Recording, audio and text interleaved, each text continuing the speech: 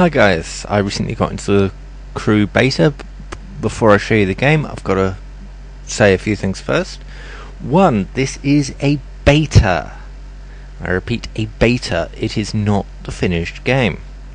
And it doesn't show it, but some performance problems, and, well, they released a patch that basically didn't really help me with the game. It sort of caused me more problems, but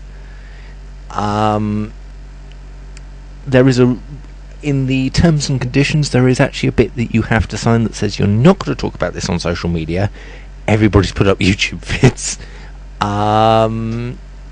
If Ubisoft wish to actually claim my content and make money off it, that's fine. I'm not going to dispute them. I broke their their terms of service, so they have every right to do so. As long as they don't copyright strike it, I have no qualms with them doing that. The game does have problems. It does freeze every so often. I'm not sure if it comes up in the video. We will see. So let's get to the video, shall we? So here are my views on the Crew.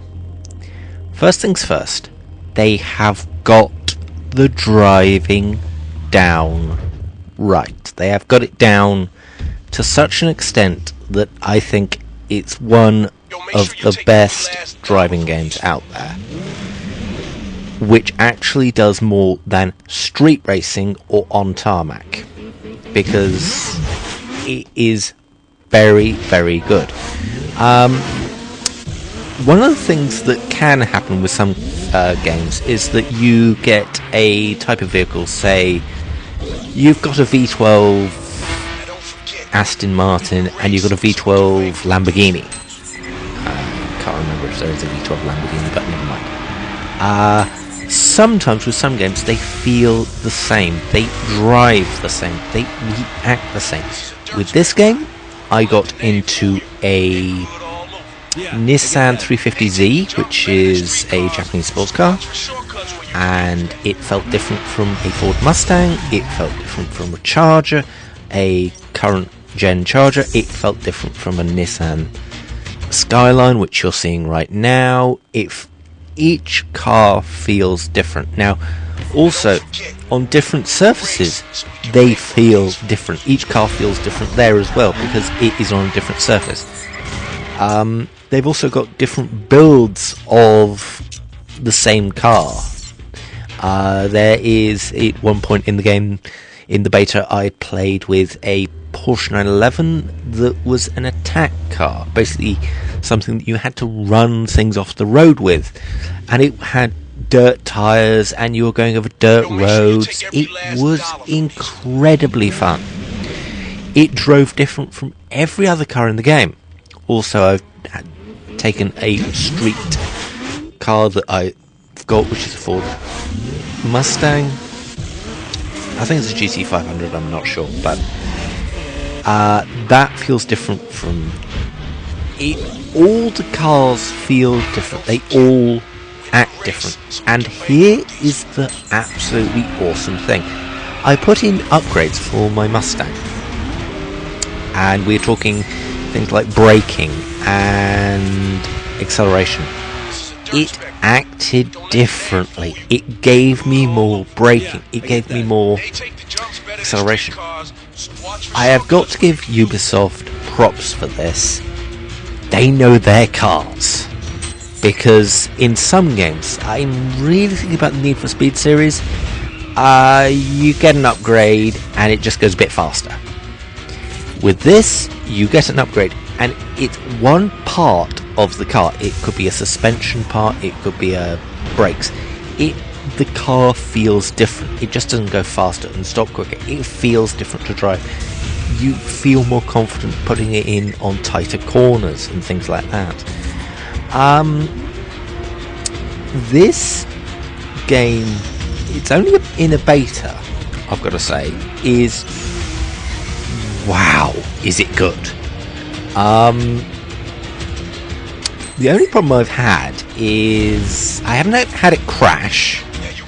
I've had it do this stupid pausing thing halfway through a free roam, but that I can live with. It's a beta. They are going to fix these problems. I really do think if they fix the problems right now, they could release it. They could release the whole game, because it is incredible. They've also done damage modelling really, really well. I'm not sure if they've done the damage modelling to the extent where it affects the car, but I'm not particularly that fussed. It is an arcadey type of driver game, which I'm not that bothered with. I'm not after a full simulation kind of game, but it is really good to drive. Every single car feels different, and you could tell if you had it in one viewpoint where you couldn't see the car and you couldn't see the interior. They've actually got the interiors like you saw with the Nissan. I'm going to the well, let's change subject for a second. This is your home base, and they've done something quite clever. They've allowed you to get perks when you complete races, challenges and things like that. You get perks that increase braking on all cars, give you discounts, things like that, things that improve the experience for every single player, and every single player will put their perks on different things, which I think is great. And from what I can tell, the top there's more pictures, so I think you're going to get more perks. So every single driver in the game is going to pick different perks, and there are going to be tons of them. So I think that is a really, really good idea. There is a story. I'm not going to spoil it. It's not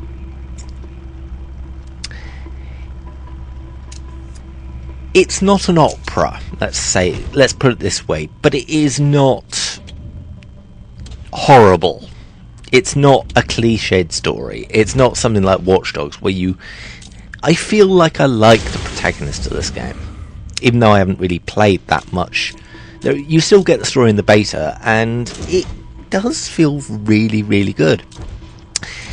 I hope this is a beta problem. When you switch a part, you don't see it switch. You see the car reassemble, but you don't see a change of part, which I think in the full game you will see, and I hope you do see. It should be a good game to play.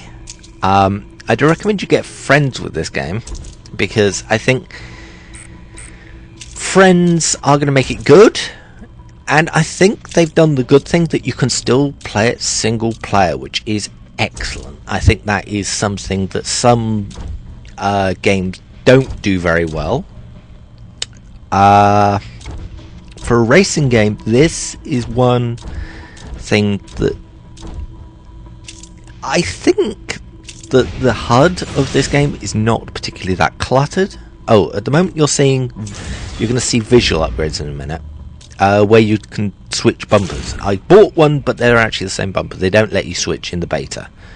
I really do think they've done very well with this game. They haven't gone into the street racing culture. They haven't gone into the super culture. They've gone into the car culture. They've talked to car people about this game. They've talked to car people what they want from this game, and that's what every single gamer wants. Because basically, it's not a Top Gear game like TDU2 where you just drive around, which is, by the way, TDU2, it sucks. It wasn't made by Ubisoft, so let's forget about TDU2. This is my new TDU2, Test Drive Unlimited 2. Test Drive Unlimited 2 is bullshit. This game, I think, is going to rock. I think it's going to hit every single point. I was using an Xbox controller, as you can see. The controls of the Xbox were really, really good. The handbrake was not quite in the right position, but I think you can change that with some settings. I do think this game does have a lot of potential. I want to see how they do expansions or DLC. If they do it like an MMO, which I hope they do, because this is going to become an MMO. I don't care what they say, it's going to become an MMO. We're going to go into a different race in a second, I think. Well, we're going to have... this is the car I'm using. It's a Ford GT 500, I think it is. Well, it's a Ford GT. I just picked it randomly. This is the interesting thing. When I first tried this game, you get a section where you can like choose a new car. Every game has it. You've got like 5 different cars to choose from. And I thought, right, test drive them. They're all going to be the same. They're not. Not the same at all. And I love that they've actually gone to the trouble of actually detailing the cockpit, the actual driving seat, the actual steering wheel. They've gone to the trouble of doing that. I think it's brilliant. And also, here's the interesting thing. You can actually change the colour of the interior of the car. Now that is a beautiful move, because I'm going to have a Charger with a white interior. If you know where I'm going from with this, good on you.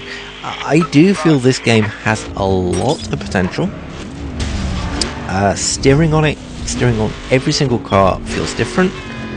The game is superbly made, and the distances are brilliant. I haven't really gone on a long drive, but I've heard that you can go on these long drives in the beta. They've unlocked the entire world, but they haven't unlocked all the missions.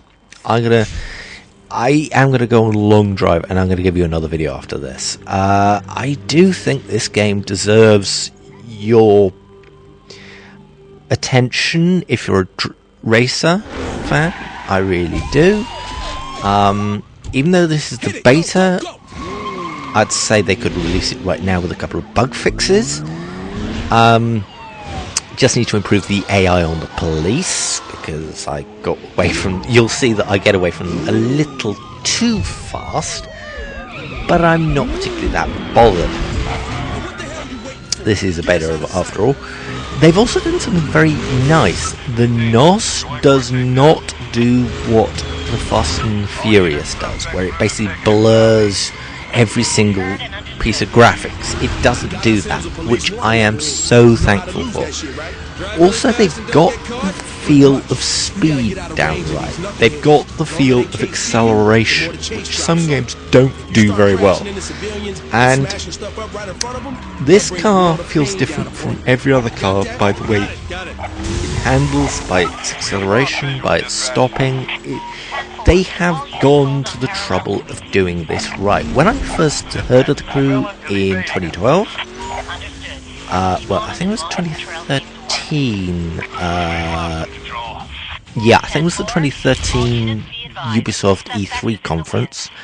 I was dubious. I'm not dubious now. I think it's brilliant. I think if you're into car culture, you are gonna eat this up left, right and centre. It's going to be your game. I really think it deserves a lot of attention. Yeah, I really think this game is going to be good. Thanks for listening, and don't forget to subscribe. Get the Crew, 11th November.